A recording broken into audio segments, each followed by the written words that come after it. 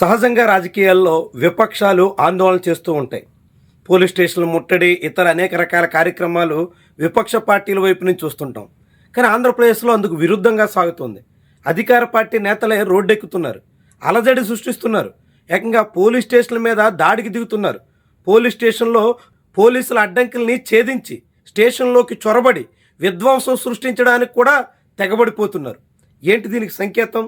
అధికార పార్టీ నేతలే ఇలా సాగితే ఇక దాన్ని ఎలా చూడాలి? అధికార పార్టీ శ్రేణులే అడ్డగోలుగా వ్యవహరిస్తుంటే దాన్ని ఏమనాలి?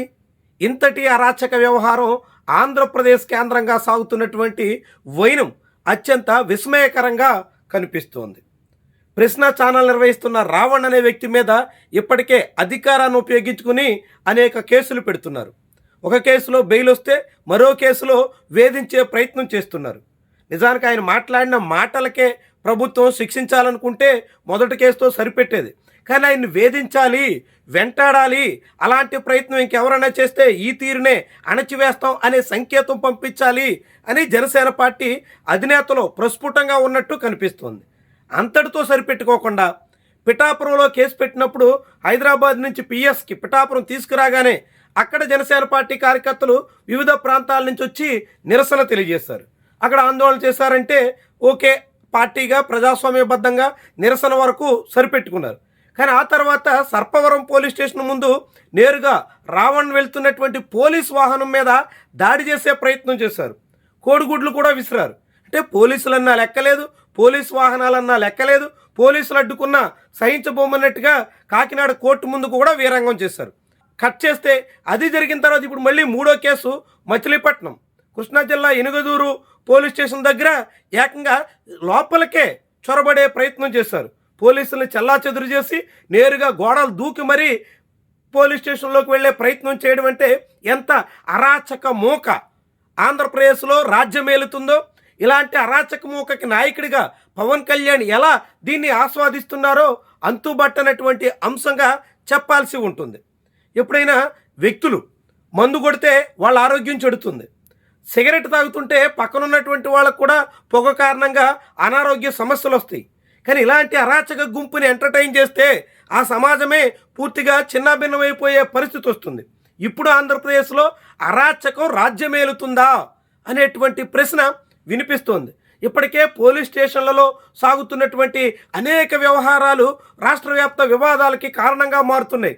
కాళ్ళ పోలీస్ స్టేషన్లో నవీన్ అనే ఎస్సీ యువకుడి నుంచి కర్నూలులో గంగమ్మ వరకు, మధ్యలో కృష్ణలంకలో సాయి కిరణ్, క్రాంతికుమార్, ఇలాంటి అనేక ఉదంతాలు పోలీసుల టార్చర్ మూలంగా ప్రాణాలు కోల్పోతున్నటువంటి వాళ్ళ వ్యవహారాలు చూస్తున్నాం.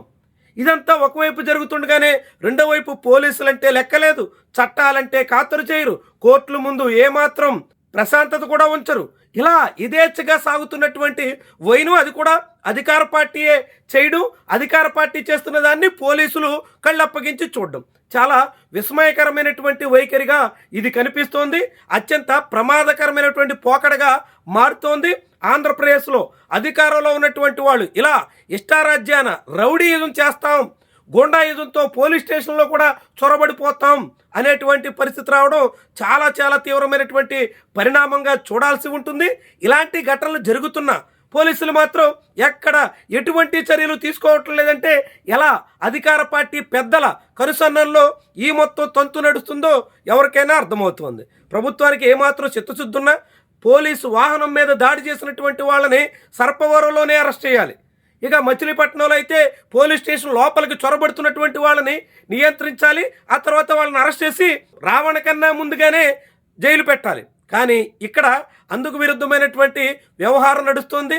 సమాజంలో అల్లర్లు రేపే ప్రయత్నం చేశారంటూ రావణ మీద ఆరోపణ చేస్తున్నటువంటి వాళ్ళు అంతకు మించినటువంటి తీరులో విధ్వంసం వికృతంగా విన్యాసాలు చేస్తూ చాలా తీవ్రమైనటువంటి పరిణామాలకి కారణంగా మారుతున్నారు.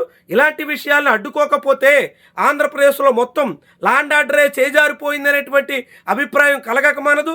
పోలీసులంటే ఖాతరు చేయకుండా, చట్టాల మీద గౌరవం లేకుండా కేసులు పెట్టి నిర్బంధించినటువంటి వాళ్ళ మీద కూడా దాడులకు తెగబడతామనే తీరున ఒక సెక్షన్ రెచ్చిపోతున్నటువంటి వైను చాలా చాలా ప్రమాదకరమైనటువంటి సంకేతాన్ని ఇస్తుంది.